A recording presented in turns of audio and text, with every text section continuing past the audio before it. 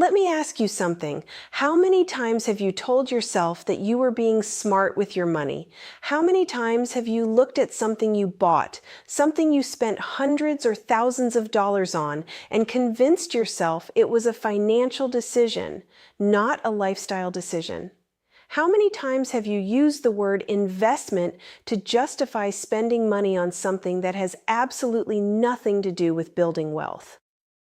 I'm going to guess the answer is a lot. And I'm not saying that to be cruel.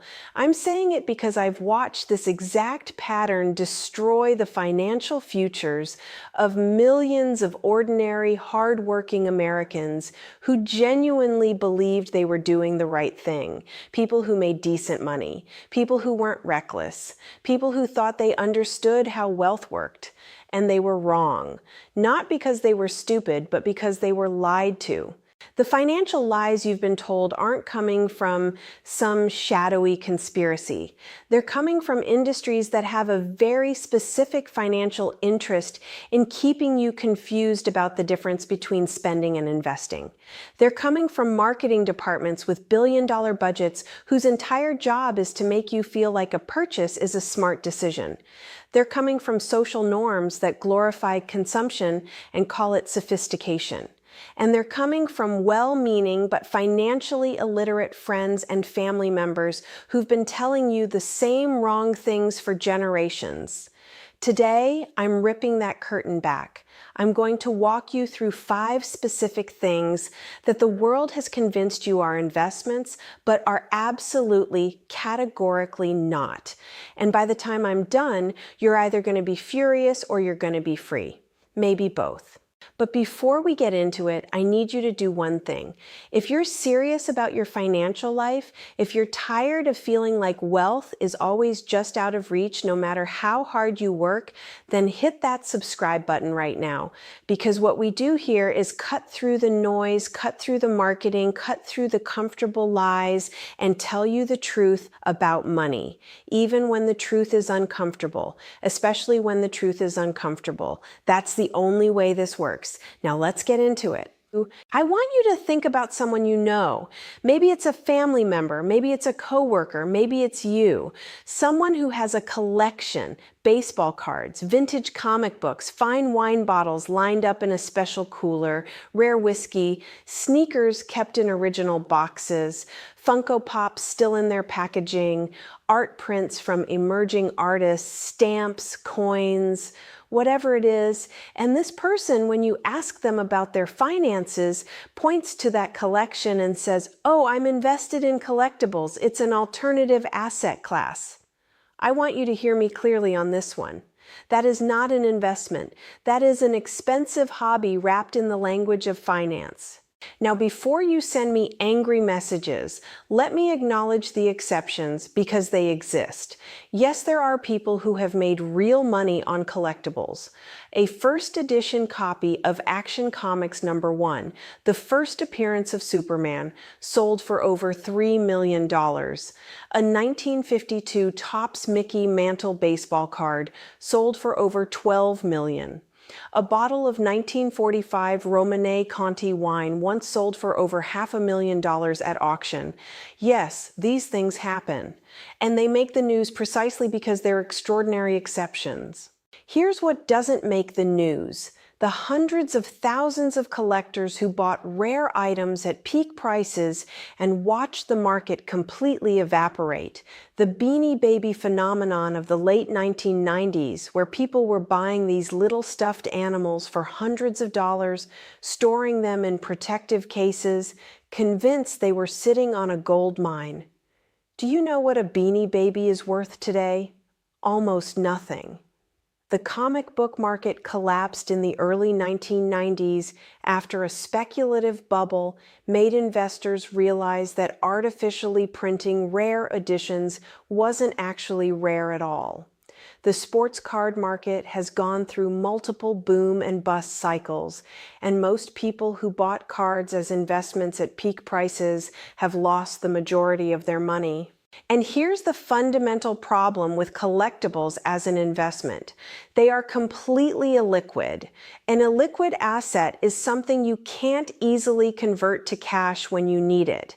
If the stock market crashes and you panic, you can sell your stocks within seconds.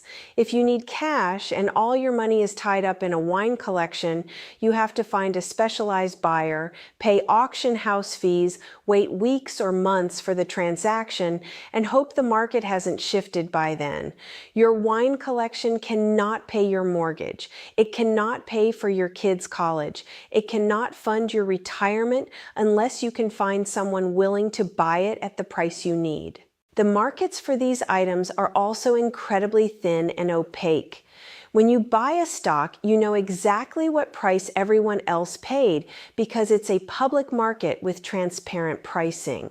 When you buy a rare collectible, you're relying on auction results and dealer estimates that may bear very little relationship to what you'll actually get when you try to sell. And the storage costs, the insurance costs, the climate control requirements for wine and art, these are ongoing expenses that eat into any return you might eventually realize. The collectibles market also rewards expertise and connections that the average person simply doesn't have. The people making real money on wine, on art, on rare whiskey, they're not regular consumers who happen to pick up a hobby. They're specialists with deep market knowledge, industry relationships, and access to acquisitions that never reach the general public. You buying a case of limited edition bourbon because you read that bourbon has been appreciating is not the same thing. You're the person selling to, not the person profiting. Here's what you should do instead. If you love wine, buy wine you enjoy drinking and drink it. If you love sneakers, buy sneakers you'll actually wear and enjoy. There's absolutely nothing wrong with spending money on things you love. That's called living your life. But don't pretend you're making an investment. Call it what it is, consumption. And then actually invest your investment money in things that have a track record, liquidity, and transparency. Index funds, dividend-paying stocks, real estate that generates rental income, things that work whether or not someone else eventually decides they want to buy them from you. The moment you use the word investment to justify a purchase, ask yourself this: would I buy this if I knew for certain it would never be worth more than what I paid for it? If the answer is no, you're not investing. You're speculating, and speculation with money you can't afford to lose is just gambling with extra steps. This one is going to make some parents very angry. Good, because nobody is talking about this, and it is quietly bankrupting middle-class families across America in the name of giving their kids every opportunity. I'm talking about the $10,000 a year travel baseball team, the private piano lessons 3 times a week with a master instructor who charges $200 an hour, the elite gymnastics program with 6 a.m. practices 5 days a week, and competition fees that run into thousands of dollars per tournament. The acting classes, the dance studio memberships, the coding boot camps, the private tennis coaching, the elite hockey program that requires specialized equipment, ice time fees, and travel to tournaments across the country every other weekend. Parents are spending absolutely staggering amounts of money on their children's extracurricular activities and calling it an investment in their child's future. And I need you to understand something. Most of it is not an investment. Most of it is fear-based spending masquerading as parenting excellence. Let me give you some numbers to work with. The average American family with children in organized youth sports spends between $2,000 and $4,000 per year per sport. Families in elite programs can spend anywhere from $10,000 to $50,000 or more annually when you factor in equipment, travel, coaching fees, tournament registration, uniforms, and specialized training. The youth sports industry in America is worth over $19 billion. $19 billion extracted from parents who have been convinced that if they don't spend this money, their child will fall behind. And what's the return on this investment? Let's look at the numbers honestly. Less than 4% of high school athletes play sports at the college level. Less than 2% earn an athletic scholarship. Less than 1% of college athletes ever play professionally. The odds that your $10,000 annual investment in travel soccer produces a professional athlete or even a scholarship are statistically negligible. And yet the industry has gotten extraordinarily good at making parents feel like the path to their child's success runs directly through their wallet. Now, let me be very clear about something, because this point is important. I am not saying don't let your kids play sports. I am not saying extracurricular activities have no value. Playing sports teaches discipline, teamwork, perseverance, and resilience. Those are genuinely valuable lessons. Music education has been shown to improve cognitive development. Theater builds confidence and communication skills. These activities have real educational and developmental benefits. What I am saying is that the benefits plateau long before the costs do. The difference in developmental benefit between a child playing recreational league soccer for $300 a year and a child playing elite travel soccer for $15,000 a year is nowhere close to the difference in cost. What you're buying at the elite level is not primarily developmental benefit. You're buying social status, competitive intensity that mostly benefits the coaches and program operators, and a very slim lottery ticket chance at a scholarship that may not even cover the cost of what you spent to pursue it. I've seen families take on second mortgages for their child's hockey career. I've seen couples destroy their marriages fighting about how much to spend on a child's gymnastics program. I've seen parents drain retirement accounts to fund college application extracurricular arms races. And when I ask these parents how their retirement savings are looking, the silence is devastating. Here is the hard truth. You cannot fund your child's future by destroying your own financial security. The most valuable thing you can give your children is not an elite sports program. It's financial security for your own retirement so they don't have to support you in your old age. If you have to choose between funding your 401k and funding travel baseball, fund the 401k every single time. That is not selfish parenting. That is responsible parenting. Take the money you're spending above and beyond reasonable extracurricular costs, invest it consistently over the years your child is growing up, and when they're ready for college or ready to start their adult life, you'll have something real to show them, not a shelf full of tournament trophies and a retirement account that looks like a ghost town. I know what you're thinking. Nobody calls lottery tickets an investment, but you'd be surprised. I have had real conversations with real adults who talk about their lottery ticket habit in financial terms. I've got a system. I always play the same numbers. I'm due for a win. Once I hit it big, I'm going to invest the money. That is investment thinking applied to a game that is mathematically designed to take your money. The American lottery industry collects over $100 billion a year from ticket sales. Let me say that again, $100 billion a year.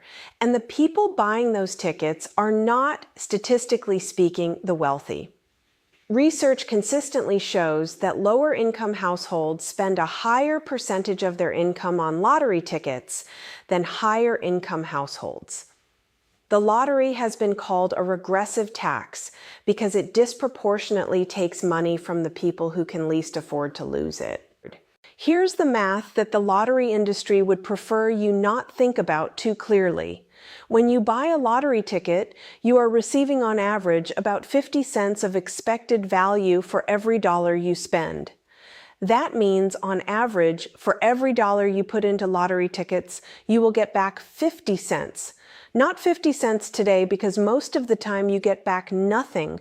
But when you account for the probability of winning multiplied by the prize amounts, the average return is roughly 50 cents on the dollar. That is a 50% guaranteed loss. There is no investment on earth, no matter how risky, that has an expected return of negative 50% over time. Even the worst stock market crashes in history didn't produce a guaranteed expected loss of 50% on every single trade. Casino gambling is marginally better in terms of return percentages, depending on the game, but the house always wins over time by design. That's not a secret. The casino will tell you that. It's mathematics. If you go to a casino and walk away with more money than you came with, congratulations. You beat the short-term variance. Come back enough times and the math will eventually catch up with you. The deeply insidious part of this isn't just the money lost. It's the psychological damage it does to your relationship with money and wealth. Regular gambling and lottery play conditions you to believe that the path to financial security is a lucky event, a sudden windfall, a jackpot that changes everything overnight. That is precisely the wrong way to think about building wealth. Wealth is not built through lottery wins. Wealth is built through consistent, disciplined, boring accumulation over long periods of time.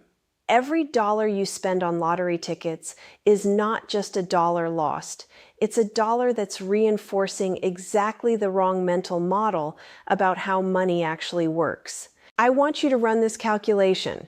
If you spend $30 a week on lottery tickets, that's roughly $1,500 a year. Invested consistently in a low-cost index fund with an average annual return of 8%, $1,500 a year becomes roughly $85,000 in 20 years and over $200,000 in 30 years. That is real money. That is retirement money. That is life-changing money. And instead, you have 30 years worth of losing lottery tickets. The fantasy of the lottery jackpot is the most expensive thing you'll never buy. Stop buying it. I want to talk to you about a specific piece of financial mythology that has gotten significantly worse in the last decade, and it's being turbocharged by social media. The idea that luxury goods, specifically designer handbags, high-end watches, limited edition items, are stores of value or even appreciating assets. You've probably seen the videos. Someone pulls a Hermes Birkin bag out of a box and explains that this $20,000 handbag has appreciated 15% a year for the past decade and outperformed the S&P 500. And technically, for certain very specific items in certain very specific conditions, those numbers can be accurate. And it is one of the most dangerous half-truths in personal finance. Here's what those videos don't tell you.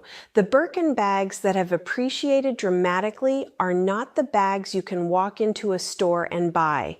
Hermes has a waiting list system that is intentionally opaque, and access to the most coveted bags is reserved for their highest spending existing customers. The bags that show up on resale platforms at enormous markups are either fakes, which flood the market at astonishing rates, or they're owned by people who spent years cultivating the right shopping history at the right stores. You cannot simply decide to invest in Birkin bags. You're not getting into that market the way the people selling you on the idea got into that market. The luxury watch market tells a similar story. Rolex Submariners and Patek Philippe Nautiluses did appreciate dramatically, particularly during the COVID-era boom in luxury goods driven by stimulus money and a genuine shortage of supply. And then the market corrected hard. By 2023, the gray market prices for most luxury watches had fallen 30, 40, 50% from their peaks. The people who bought at the top, who saw the appreciation story and wanted a piece of it, took massive losses. The people who owned those watches for 15 years before the boom made out fine. But you're not buying them 15 years ago. You're buying them now. And let me talk about the category more broadly. Luxury goods, by definition, are products whose value is derived primarily from brand perception, not functional utility. A regular watch tells time. A $20,000 Rolex also tells time, but you're paying a $19,000 premium for what? The brand, the perception, the status signal. Those are real things in terms of how they make you feel, but they are extraordinarily fragile as financial foundations. Brand perception can change. Consumer preferences shift. The luxury brand that's the pinnacle of desirability today may not hold that position in 20 years. Louis Vuitton is iconic today, but brands that were considered the height of luxury 50 years ago are obscure footnotes today. The storage, insurance, and maintenance costs of luxury goods are also substantial and ongoing. A luxury watch needs to be serviced regularly. Leather goods deteriorate without proper care. High-end items need to be stored correctly to preserve their condition, and resale value drops sharply with any signs of wear. You're not just buying an asset, you're buying an asset with ongoing maintenance costs and high transaction costs when you eventually try to sell it, because the buyer's market for used luxury goods is much smaller and more skeptical than the seller's market. Here's the thing that really gets me. The people who are most aggressively buying luxury goods as investments are not the wealthy. The truly wealthy buy luxury goods because they enjoy them, full stop. They don't need to justify the purchase as an investment because they have actual investments generating actual returns. The people rationalizing luxury purchases as investments are the people who can't quite afford them but desperately want to. And the luxury industry has responded by creating sophisticated language around investment pieces and heritage brands and enduring value precisely to make people feel smart about spending money they may not be able to afford to lose. Buy luxury items if you can genuinely afford them and genuinely love them. There is nothing wrong with enjoying beautiful things. But if you need the item to appreciate in value for the purchase to make sense for your financial life, you cannot afford it and you're not investing, you're rationalizing. This one is the most nuanced of the five, and it's the one most likely to generate genuine pushback. So I want to be very precise about what I'm saying and what I'm not saying. I am not saying education is bad. I am not saying college is worthless. I am not saying you shouldn't pursue advanced degrees. What I am saying is that the way most people think about educational spending is fundamentally broken, and it is ruining lives under the guise of investing in the future. The average student loan debt in America is now over $30,000. Graduate degree holders carry significantly more. Law school graduates average over $130,000 in debt. Medical school graduates often carry $250,000 to $350,000 or more. And MBA graduates can easily accumulate $80,000 to $150,000 in debt. These numbers represent a fundamental disruption in the relationship between educational cost and educational return. Here's the core problem. For decades, the cultural narrative has been simple. More education equals more money. Degree good, no degree bad. Graduate degree better, professional degree best.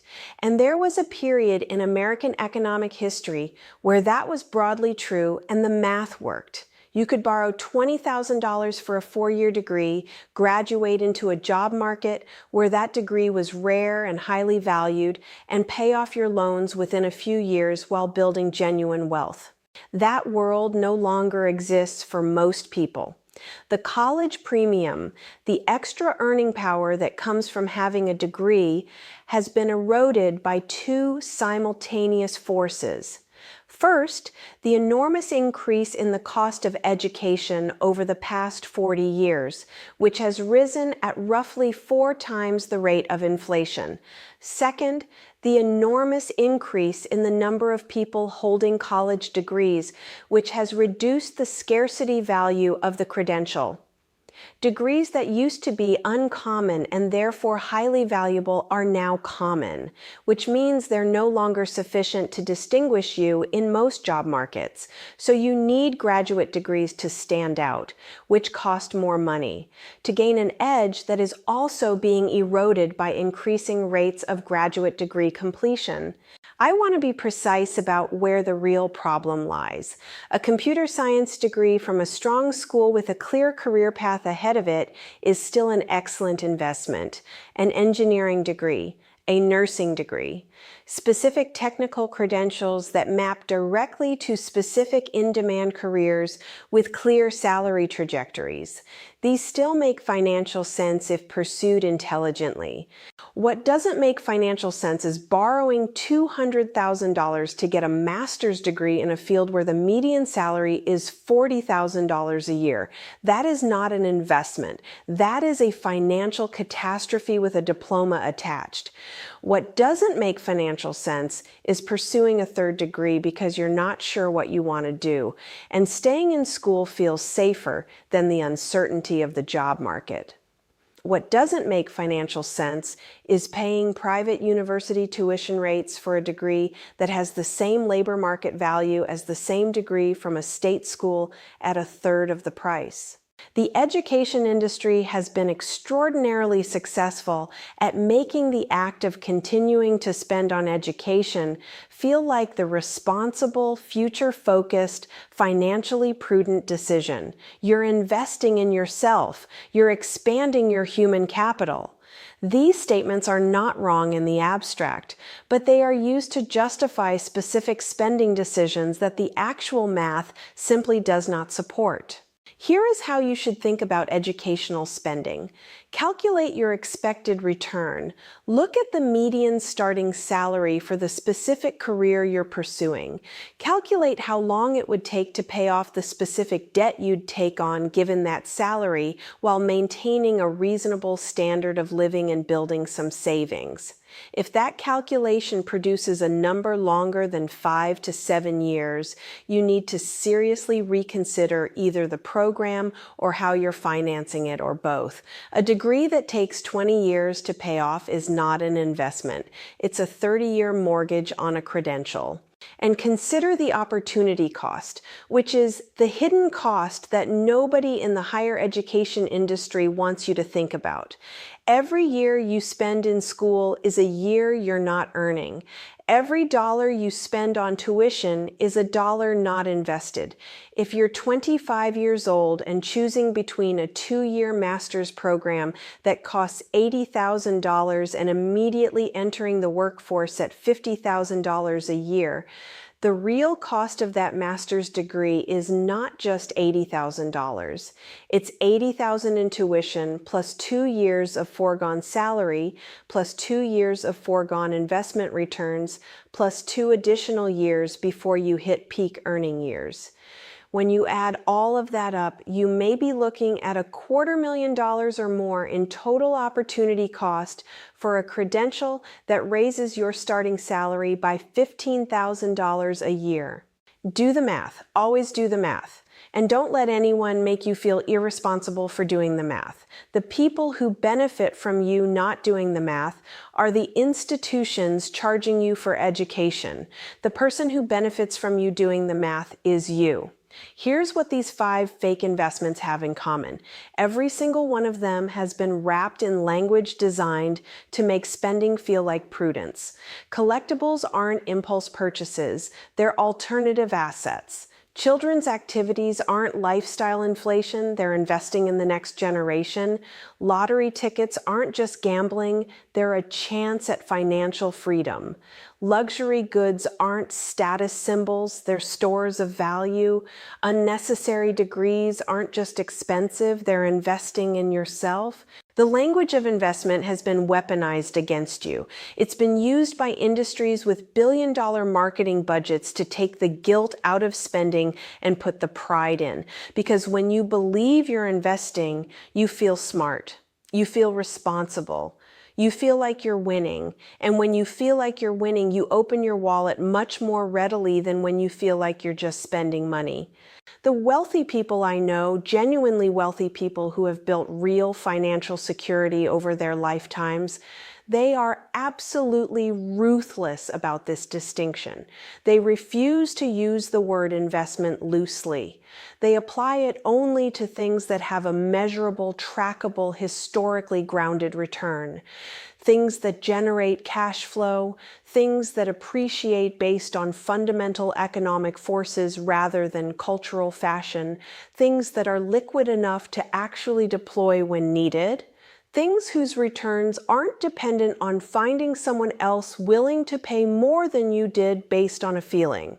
They are not, by and large, living exciting financial lives. They're not telling compelling stories about the rare whiskey collection or the elite sports travel team that produced a Division I athlete. They're boring. They're consistent.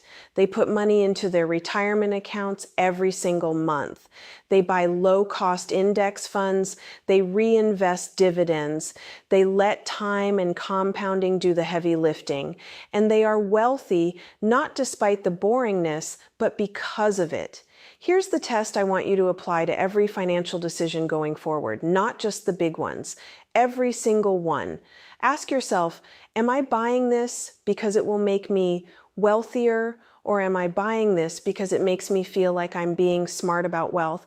Those are two very different things. And the gap between them is where most people's financial lives collapse.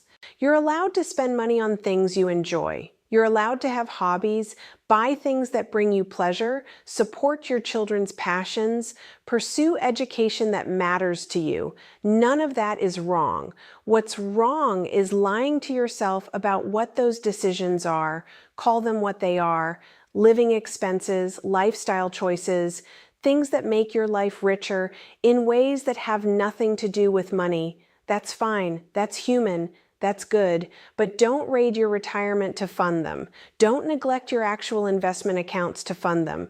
Don't go into debt for them. And for the love of everything that is financially sensible, don't count them as part of your net worth when you're calculating your financial security.